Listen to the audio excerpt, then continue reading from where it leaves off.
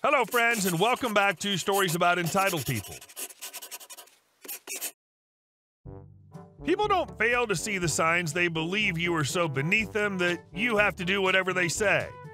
Some people just can't take no for an answer. But before we begin, best way to support our channel is to leave comments, like, and subscribe with the turned-on bell so you don't miss the new video every single day. Here we go. I'm not a member of the rail staff. Or a taxi. I used to work at a coffee shop kiosk at a train station in the UK, and I had countless occasions when I had passengers asking me for advice about their rail travel. I would help where I could, but more often than not, I would direct them to the station staff who were actually responsible with dealing with these sorts of inquiries since it wasn't my job. Also, the information office was literally 10 feet away from the kiosk and was clearly posted with a large sign and everything. But as you're probably aware, people seem to lack the ability to see and understand signs. I've lost count how many times clueless people would wander past the exit multiple times, even though the exit was clearly marked. Anyway, most of these other stories are fairly unremarkable, but then one evening, one man took stupid to a whole new level. It was late in the evening, and I had about an hour left on my shift, and I'd been there for 10 hours by this point, and I was due back the following morning at 5 a.m., so I was looking forward to being done for the evening. Since it's a small kiosk, there would often be only one employee on shift. Anyway, this passenger approaches, and this is the conversation that followed. This was several years ago, so it isn't verbatim. Just going off my best recollection of the encounter. Passenger, P. Hello. Could you tell me where I need to go to get the train to York? Me. I know you'll need to be on the other side on Platform 2 since Platform 1 only has London-bound trains, and there should be screens with train departures and staff over there who can help you. But I don't know exactly which train you'll need or what time it leaves. Sorry. P. Okay, thanks. I fell asleep on the train and missed my connection. Me. That sucks. Sorry to hear it. P. I know, right? Can I get a latte? Me. Sure.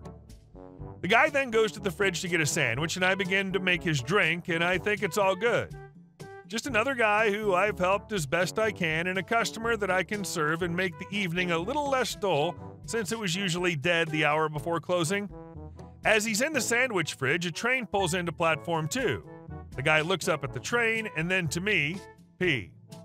Is that the train to York? Me. I don't think so. It says Hull on the side, so that's where I think it's headed. P. Okay, as he hands me his sandwich to heat. So, do you know when the next train to York is? Me. I'm afraid not. You'll have to speak with the station staff. P. Why can't you help me? Me.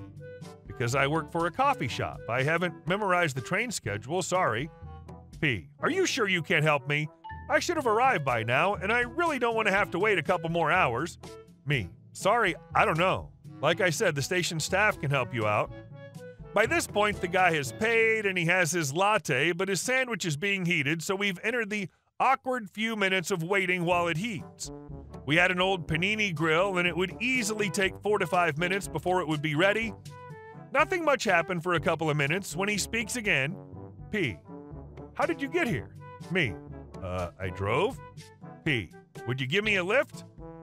At this point, I should mention that where I live and work, it's easily a 2-hour drive one way, and I was not, under any circumstances, going to drive for 4 hours, especially when I had to get up at 4 a.m. the next morning. Me. No. P. Why not? He was genuinely shocked that I said no to him. Me. Because I'm not a taxi service. I'm a barista. If you can't wait for your train, there are taxis outside that can take you. P. Why can't you do it? Me.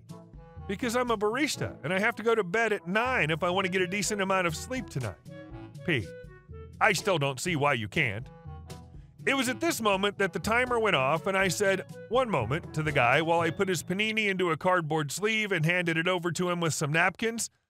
This seemed to snap the guy out of his stupor, and he just thanks me and wanders off to Platform 2. Sorry it's not a satisfying ending, but it mystified me how he couldn't understand what I was telling him and that I wouldn't drive him to York.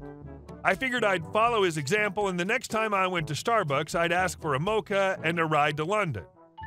That's the job of a barista, right? The saying of leading a horse to water but can't make him drink it applied to this person you've served, OP. You did provide him with his beverage and did suggest the station staff for his transportation inquiries, but some things just don't sink in with people. And our second story.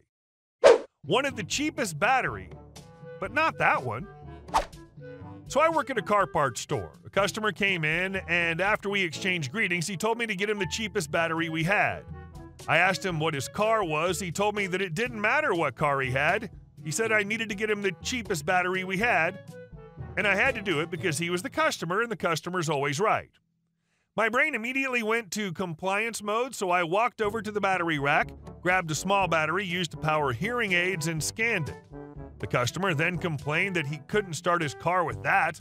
I reminded him he asked for the cheapest battery we had, and this battery was a whole $3. He demanded to see my manager. Lucky enough for me, my manager was sitting a counter over, listening the whole time. So I turned to my manager, let him know I needed him, and he told the guy I complied with his request. He then said if the customer wanted a car battery, we'd need to know his vehicle. The customer just stormed out in a huff. Me and my manager shared a laugh. We're pretty sure he wanted to cause damage to his car so he could attempt to get money out of the store. In the end, he was just a big joke. Now I'm wondering how many hearing aid batteries it'd take to start a car. Given there are about 145 milliamp hours at 1.3 volts each, let's see, 10 wired in series would get you up to 13 volts. Now wire 10 rows of 10 in parallel to boost AH capacity. Those USB car jump start packs gave 10,000 milliamp hours, so divide that by 145, get 70 columns, multiply by 10 per series row. So about 700 hearing aid batteries wired in rows of 10 in parallel. At a rough cost of 33 cents each, according to some website, that'd be about $233. And our last story. Police using my property for a speed trap. 3 months ago, I bought a parcel of land with a house on it in a rural area in Oregon along a state highway. Before I bought it, I had 2 separate surveys done. Long story, but they were identical, so I know exactly where my property line is. For the first month or so after moving onto the property, about a third of the days I got back from work, there would be a traffic stop in progress just down the road from my driveway. I thought it was weird, but I didn't make the connection until later that there was a speed trap further up the road. Also, during the first month, I noticed that the driveway to the upper part of my property was worn down. It's pretty overgrown because it just leads to a little clearing in the forest, no buildings or structures. And there's also a path from my house to this area, so I never use it, and the previous owner didn't either. But it looked like several people had driven a little ways up the road. I didn't want random people driving up there, so I had some large rocks put in to block the entrance from the highway. They were easily big enough to see and couldn't be driven over accidentally. They were about 20 feet from the actual road. That was just before I left for about 10 days to visit some family. When I got back, the rocks were gone. I called the sheriff's office to report the theft because those rocks were kind of expensive, and it turns out the sheriff's office had removed them because they were encumbering the flow of traffic on the highway. This is totally untrue because they weren't even close to the road and were fully on my property.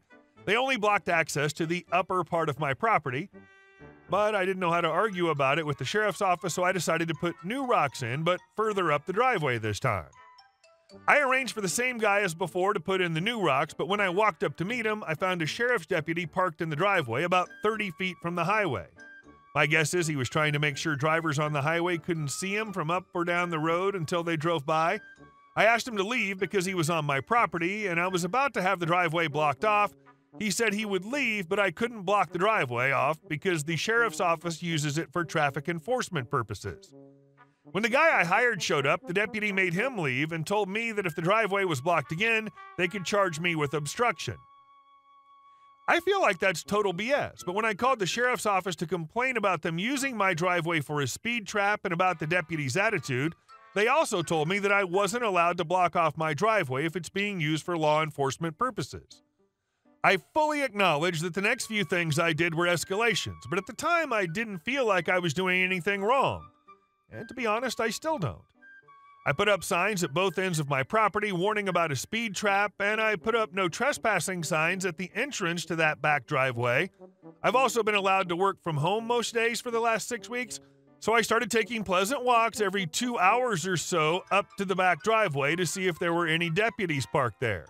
17 times so far, there's been a deputy there, and each of those times I told them they were on private property and asked them to leave. Each time they did, but they've gotten increasingly aggressive about it as time has gone on. I've called the sheriff's office a few times to complain again, but each time they told me that it was allowed and that I should stop calling to complain. So I stopped after the first 2 weeks.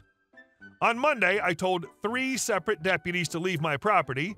I admit I was angry on the 3rd time, and when the deputy got pissy, I just told him to F off and not come back. He got angry at that and yelled at me about disrespect before leaving. I've made short notes after each time I talked with the deputy, date and time and what was said, but given the incident on Monday, I was considering starting to film the incidents too. But it seems to have peaked yesterday when I got a visit at home from the sheriff. Yes, the elected sheriff. He had both of the speed trap warning signs with him, and he told me if I kept obstructing their traffic enforcement and kept harassing his deputies, they'd charge me. He yelled at me for a few minutes before I told him to leave. Edit. The solution turned out to be much simpler. I just put up the gate and they stopped bothering me. Documenting interactions with law enforcement is a smart move, OP. Ultimately, property disputes are no joke, and emotions can run high. It's a reminder for all of us to know our rights, stay informed about local laws, and if needed, seek legal counsel to ensure a fair resolution. What do you think about this situation? Hey guys, thank you all for watching the video. I'll see you in the next one.